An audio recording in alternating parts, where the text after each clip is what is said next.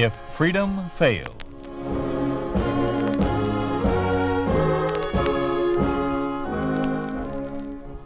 We'd like to take you on a visit to a town that doesn't exist, a town we call Springfield, U.S.A. We'd like to show you how things would be in any American town if communism took over. To illustrate what happens to a man of the arts under a communist regime, Gregory Peck plays the part of Charles Reed in A Matter of Fact.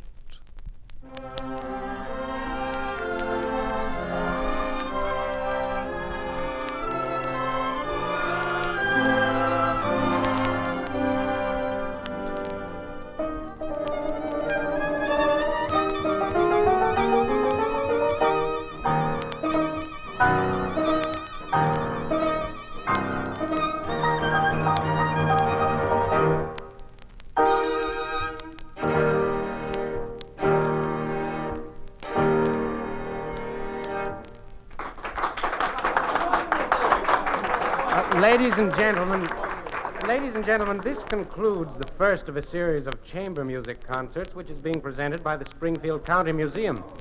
Today's artists were the Muse-Art Piano Quartet. Future concerts will include the American Art Quartet, the Seidenberg and Rebner Piano Team, the Lillian Stubner Trio, and the Kempinski String Quartet. I hope to see you all here again next Sunday at 3 p.m. Thank you and good afternoon. Mr. Fowler. Oh, good afternoon, Mrs. Havenscourt. Enjoy the program? I thought it was simply superb. Magnificent. I just wanted to tell you how much I enjoyed it.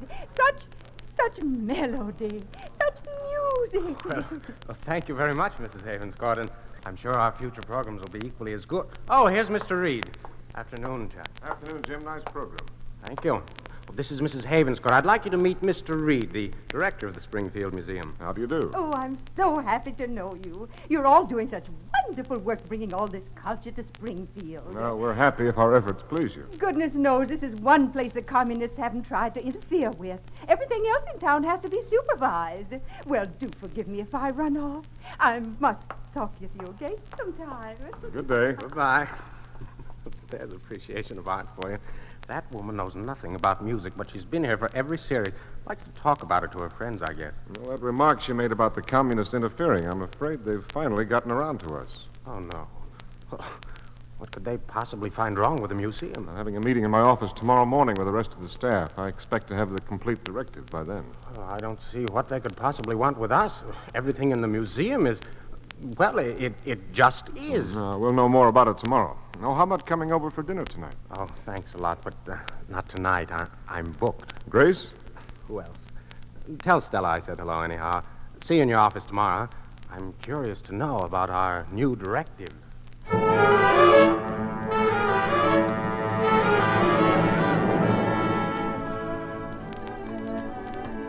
Have some more potatoes, Edward. No, thanks, Mom. Charles? No, I'm finished. What's for dessert? Ice cream cake. Pour the coffee, will you? Say, Dad, I heard you and Mom talking about some new directives for the museum. What are they going to do? Oh, I don't know, son. I'm getting the full information in the morning. I'll bet they'll do the same thing they're doing to us in history. What do you mean? Remember that history book you gave me? The one you used in college? Yes. Well, every year when we get our new history texts, the facts go farther and farther from what your book says. It's a little confusing. Here we are. Pass me your plate. Well, what is it that confuses you? Well, for example, World War II. I want to read something to you that we were studying today. I'll go get my book.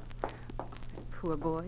He's confused. I don't understand how they think they can twist facts to suit their own purpose. Do they think people will believe them? Well, look at Edward. All he knows about the war is what he learns in school or what we tell him. Stella, what are you driving at? Charles, I really think we shouldn't contradict their teachings. Stella. Well, they've put him in work brigades night after night as punishment for his refusal to accept their version of history. He's the one who's suffering. Sorry to be so long. I couldn't find the place I was looking for. Now, here's what it says.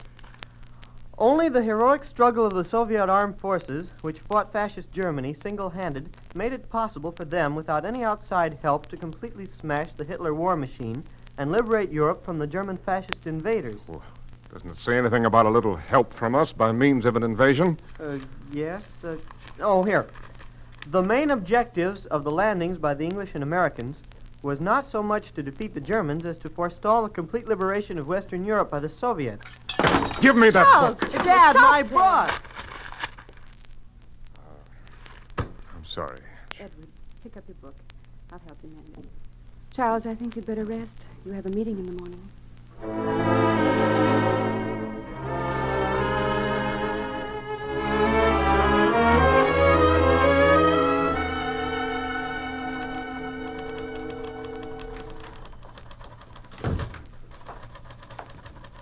Oh, good morning, Margaret. Mr. Reed in? Oh, good morning, Mr. Fowler. Mr. Reed is in conference with Mr. Davis. Who? After the communists took over here, he was appointed to the top position in the Ministry of Information. And from what I've heard, they're going to take over public information services, like libraries and museums. Well, I can understand why they'd want to take over the libraries. I suppose there's a lot of material they don't want the public to read, but museums, why, everything here is past history. There's nothing they can change here. Well, they've been at it an awfully long time in there. You want me to find out if Mr. Reed can see you? No, the meeting of the department heads starts in 10 minutes. I just wanted to see if he was ready. You might as well sit down. No telling how long they'll be there. I don't exactly know how I'm going to break this to my staff. These regulations are quite radical. Nevertheless, they will be made. They are important. That is why I came here personally to present them. In the future, a member of the ministry will make periodic checks to see that you do not deviate. I see. Morning, Jim. Now, Mr. Davis, I'd like you to meet one of my staff. This is Mr. Fowler, head of our music department. Jim, this is Mr. Davis of the Ministry of Information. Morning. How do you do? It is unfortunate that some of your programming will have to be changed, Mr. Fowler. Changed? How do you mean? Mr. Reed will inform you of the changes. I shall see you again soon, gentlemen. Good morning. What's he talking about? Well, I'd better break it to the whole staff at once. Margaret, I'll be in the meeting hall. No calls until I'm through. Yes, Mr. Reed. That pipsqueak. That unspeakable moron. Lord, as bad as all that? Do you know anything about Davis's background? Oh, little. Well, you won't believe some of the things you're going to hear. And coming from that illiterate, that ignorance... Hey, you'd better compose yourself, Chuck. I've never seen you this flustered. Well, I've never been this flustered. I didn't sleep well last night. Blew up at home, and now this. Morning. Good morning, gentlemen. Please be seated.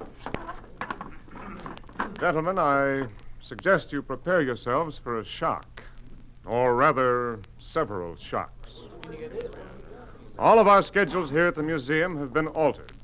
Music, films, talks, and the art exhibition. We'll start with Fowler and his musical program. What was your schedule, Jim? We were going to present a series of 12 concerts featuring the chamber music of France. You heard the first program yourself yesterday afternoon. Yes. Effective immediately, the entire program will be discontinued.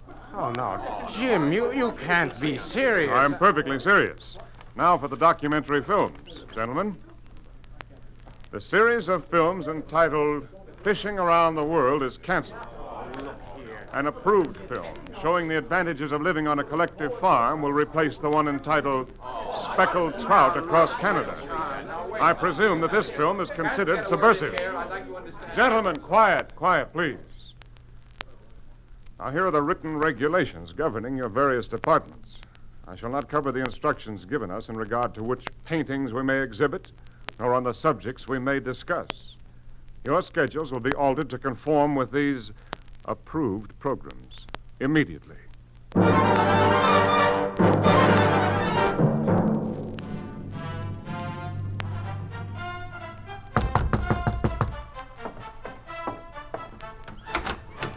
Oh, come in, Fred. Oh, excuse me, Joe. I didn't know you were using the room. That's all right. You needn't go. Now, wait till I turn this down a bit. There, that's better. Didn't realize how loud I had it. Yeah, it's nice. What is it? Some of the approved music. Shostakovich. Oh, it sounds okay. Oh, sure, but how can I put this kind of stuff on in our music rooms? It needs a symphony orchestra, and all the chamber music that's any good is on the kaput list. You can't use it. I'm having the same trouble with films. I'm going to ask Reed if we can discontinue the series entirely.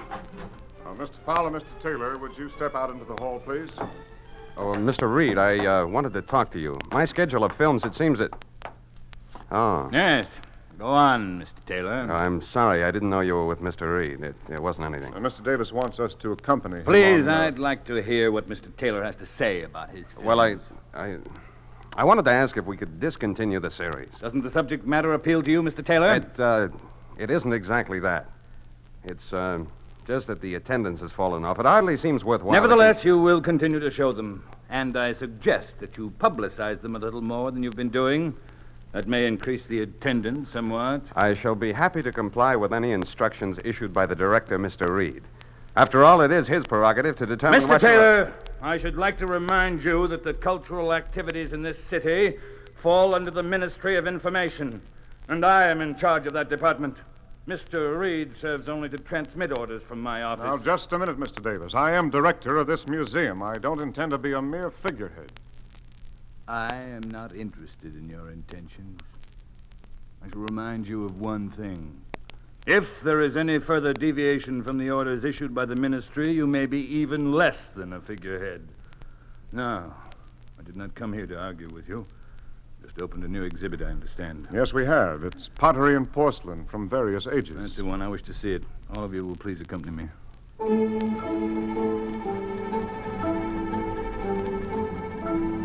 This is the section, Mr. Davis. What in particular did you wish to see? All of it. It's quite a large room. Good display cabinets. Good afternoon, Mr. Reed, gentlemen. Now, Mr. Crandall, this is Mr. Davis, in charge of culture for Springfield. He wishes to see your pottery and porcelain exhibit. Oh, that's very nice. We have a wonderful selection from primitive times to the present day. Now, where would you like to start? It all looks the same to me. This place reminds me of a novelty store. Oh, but surely you're not serious, Mr. Davis. Well, now, let's start right here with the decorated pottery of ancient Greece and Italy. Now, this one on the lower shelf is a Roman curator or mixing bowl. It bears the design of the seasons and dates back to the 1st century before Christ. Fine, but I do not have time for you to describe every piece. Let's move more quickly. Oh, well, now, over here we have English porcelain, and here we see some early Chinese pottery sculpture. Notice the horse from the Tang Dynasty and the rare blue glaze. That's enough. Let's get on with it. But Mr. Davis, you're hardly looking at any of the art objects. Why do you keep looking at the walls and ceiling? I was thinking that it is a shame to waste such good storage space. Mr. Davis. Mr. Crandall, I don't think that Mr. Davis cares to see any more. On the contrary, I find it quite interesting. Do go on, Mr. Crandall. Oh, well, yes. Now, right here, here is our prize exhibit. You mean that flower pot? Mr. Davis, this is a 14th century Syrian vase.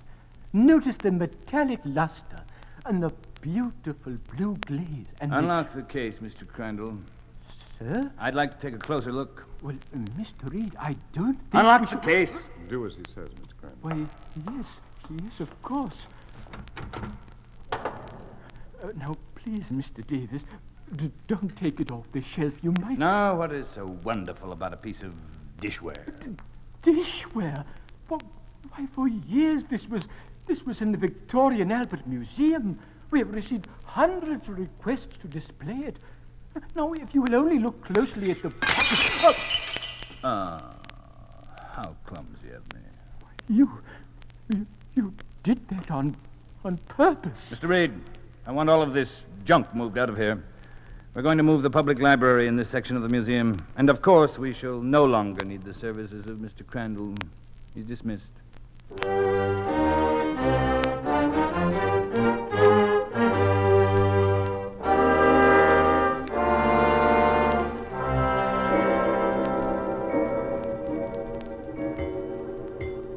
That must be them now, Charles. Will you get it? All right. Well, good evening. Come in. Hello, Charles. Evening, Jack. Here, let me take your coats. Hello, Grace. Jim, nice to see you. Here, Charles, I'll put the coats away. Give the children a drink, will you? Oh, children. You make it sound like you two are a couple of old fogies. No such thing. Here, I have the martinis all mixed. Shall I pour one for you, Stella? Yes, indeed. I hear we have a new employee at the museum, Chuck. You didn't mention that to me, Charles. Well, he just came to work this morning. I didn't know I was getting him. He was appointed by the ministry. Davis's idea. Oh, who is he? His name is Shukov. He's from Russia. Seems they're importing native communists to take over supervision of all the ministries in America. This one's a specialist on museums and art. Someone else to look out for us, though Davis wasn't bad enough. This one will be on our necks all day long. I don't know. I had quite a talk with him today. Doesn't seem like a bad sort. In fact, when I told him about Davis breaking the vase, he seemed a bit shocked. Oh, he didn't say anything outright, but I think he doesn't quite approve of Davis or his methods. You be careful of what you say to him. There's no telling what he might do, in spite of how nice he may seem. Oh, don't worry. I haven't said anything, mostly listened. We're to meet again in the morning to talk about revising the setup of our exhibits. If they keep it up, there won't be anything left to show. Well, we can only hope he won't be too harsh. Well, there's one thing we can be thankful for anyway. With all the purges and disappearances that have been going on, nothing's happened to anyone close to us. There's little enough to be thankful for in a land that's occupied by a foreign power. Let's hope it doesn't get any worse than it is. Now, this is supposed to be a party. Charles, another martini, please.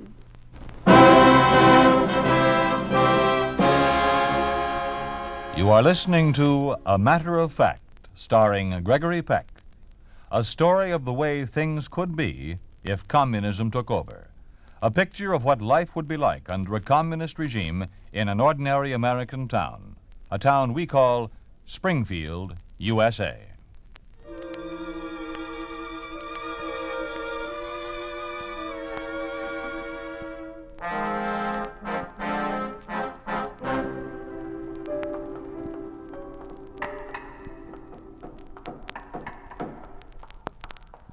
This section is where we have our porcelain and pottery exhibits. We're converting it into a library. Another of Mr. Davis's innovations. It seems to be a rather small area for a library. And Mr. Davis tells us that our library will be considerably thinned out by the time it's ready to move in. I see. I have enjoyed immensely this tour of your building. Well, this is all of it. Huh? Well, then I wonder if I might speak to you alone, Mr. Reed. Surely. Oh, Jim Davis is coming in this afternoon to look over our exhibits on inventions. I wonder if you'd mind checking there to see if everything's in order? Oh, sure, be glad. Now, let's step into Crandall's old office, get away from this noise. I have a slight headache. Oh, sorry. Hope it's nothing serious. No, I don't know. I've been having them for some time. Please sit down. Thank you. Chairs are a bit dusty. Now, what did you wish to speak to me about? Mr. Reed, some of what I say to you here, I will say at great risk to myself, although I have no notorious revelations to make. You are an intelligent man, and you have a deep appreciation of the arts. Well, thank you, but what... In Russia, I held a position similar to that which you hold here. And in Russia, the communists did the same things they are doing here. At first I protested, but I soon found that it was safer to do as they said. By following the party line, I became an authority on museum work, although I was not particularly more qualified than many others. Mr. Shukov, why are you telling me this? Because I respect you, Mr. Reed, and because I want you to respect me. There will be things, intolerable things, that I must make you do while I am here. Changes in your work that will repulse you. I hate it, all of it. You know that you could be killed for making a statement like that. Yes, I know. But I had to speak to someone. You see, I had spent my whole life in Russia until they sent me here to supervise the alterations in the American museums. Always I had heard about how freedom of expression was denied to the American people. What caused you to change your mind? I have been impressed by the truthfulness of your museums. There, as they should be, houses of truth in which there can be no place for falsification and counterfeits, things that true scholarship cannot tolerate. Well, so far, we haven't had to falsify anything. Ah, but you will. I don't understand. What is there in a museum that you can make false? Everything here is simply a matter of fact. You can't change facts. You would be surprised at some of the facts that communism can change. In fact, you may witness the alteration of some facts this very afternoon when Mr. Davis arrives. Mr.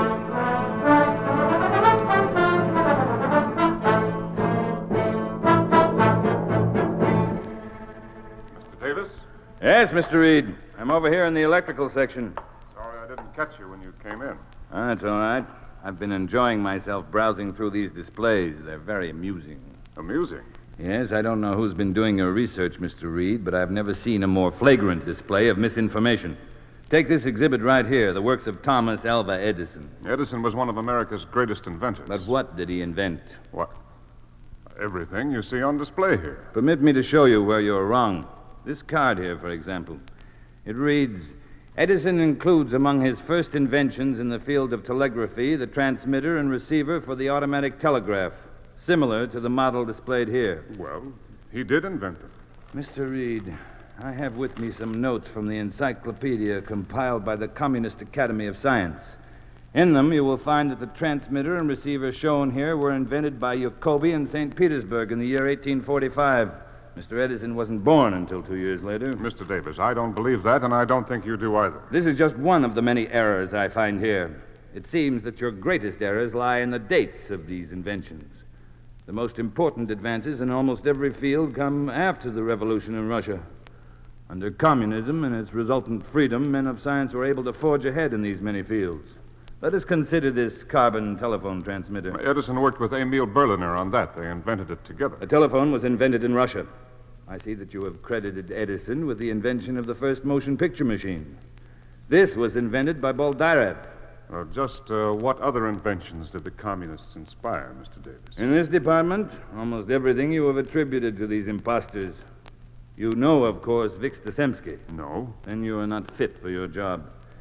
He invented the photographic method of recording and reproducing sound. Edison had nothing to do with that, nor with sound motion pictures. I think I've heard enough, Mr. Davis. There is much more, Mr. Reed. You will see that the proper changes are made. Come with me.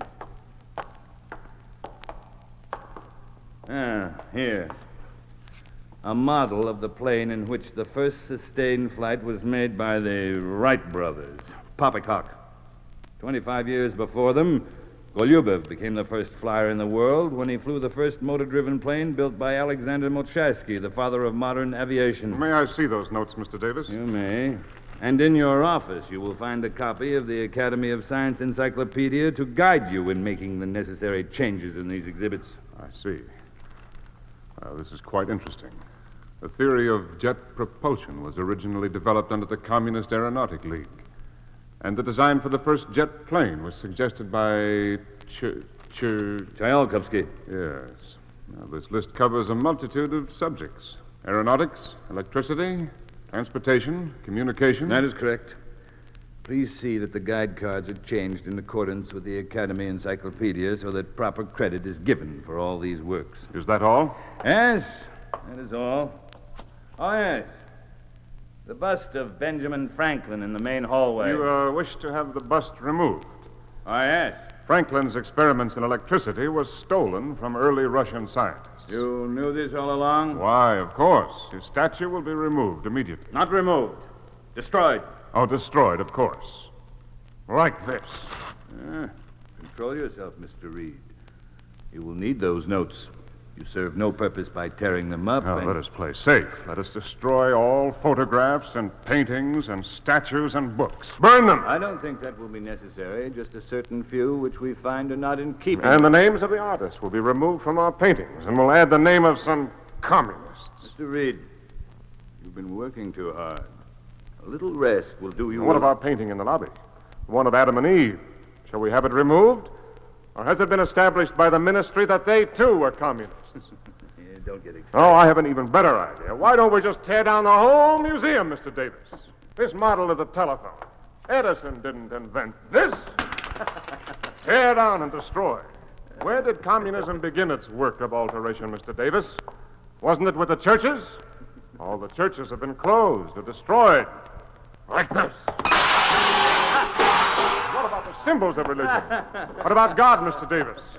You destroyed the statues and paintings of Jesus Christ himself. And freedom. What have you done to freedom? You've torn it from the people. You rip the heart and soul out of every freedom-loving country on earth. Rip the heart out as you rip fine factories. Destroy. Destroy as you destroy a fragile piece of valuable pottery. Like you destroyed every semblance of decency. Like you destroyed human rights and religion and freedom. Destroy every vestige of decency and honor and faith and life.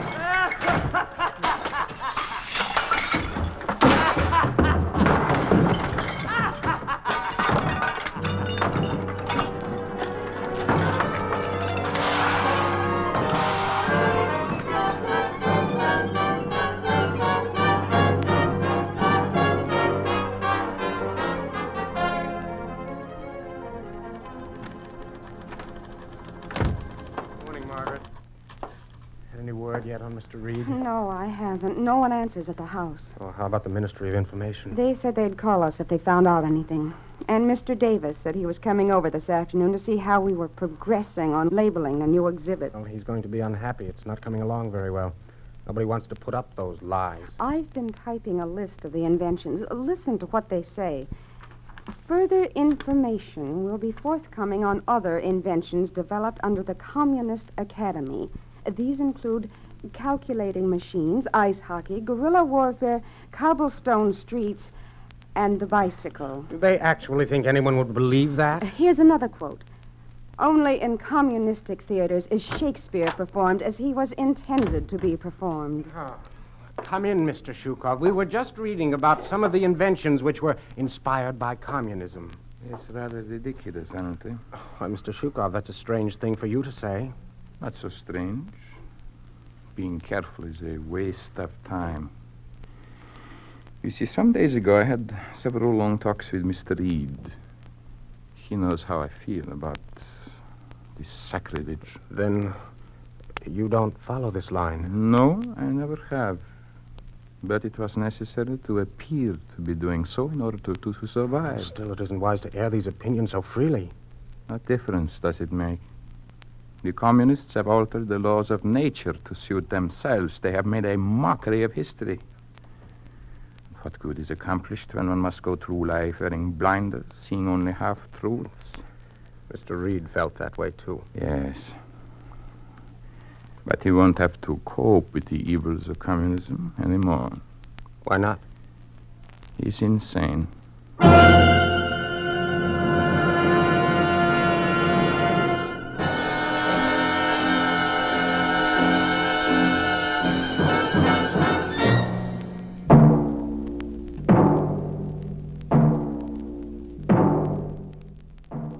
You have just heard what happens to a cultural institution under a communist regime.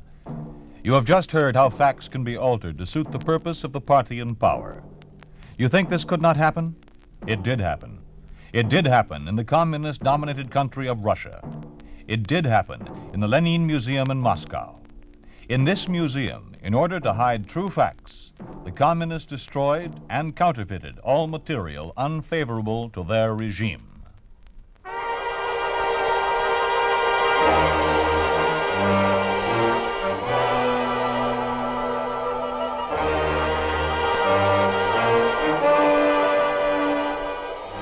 You have been listening to If Freedom Failed, starring Gregory Peck as Charles Reed in A Matter of Fact, with Raymond Burr featured as Davis. This program has come to you through the worldwide facilities of the United States Armed Forces Radio and Television Service.